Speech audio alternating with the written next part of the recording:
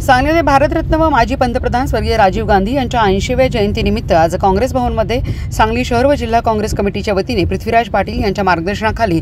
विजया पृथ्वीराज पाटील आणि विश्वासबाबू पाटील यांच्या हस्ते राजीव गांधी यांच्या प्रतिमेस पुष्पहार अर्पण करून अभिवादन करण्यात आले। प्रारंभी जिल्हा काँग्रेसचे माजी अध्यक्ष व स्वर्गीय आनंदराव मोहिते यांना भावपूर्ण श्रद्धांजली अर्पण करण्यात आली। स्वागत व प्रास्ताविक अजित ढोले आणि मौलाली वंटमोरे यांनी स्वर्गीय राजीव गांधी यांनी संगणक, दूरसंचार व विज्ञान आणि तंत्रज्ञान क्षेत्रात भरीव कामगिरी केली असून राष्ट्रीय एकात्मता, सर्वधर्म समभाव व देशाच्या चौफेर विकासासाठी बलिदान दिले आहे असे मत व्यक्त केले।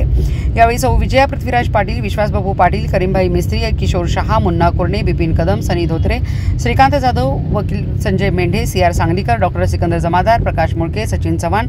अजित ढोले, मौलाली वंटमोरे, अजय देशमुख, अल्लाबक्ष मुल्ला, भारती व दीक्षित कुमार भगत, पैगंबर शेख, अरुण पळसुले, विठ्ठलराव काळे, अशोक सिंग राजपूत, प्रकाश जगताप, संग्राम पाटील, धनाजी जाधव, बापगोंडा पाटील, मुफीत कोळेकर, गुलाबराव भोसले, भाऊसाहेब पवार, वकील सुवर्णा पाटील, सीमा कुलकर्णी, मीना शिंदे, दिनकर पाटील, जहीर मुजावर व सांगली शहर, जिल्हा व ग्रामीण काँग्रेस कमिटी पदाधिकारी सदस्य, सर्व फ्रंटल विभागाचे पदाधिकारी व सदस्य उपस्थित होते।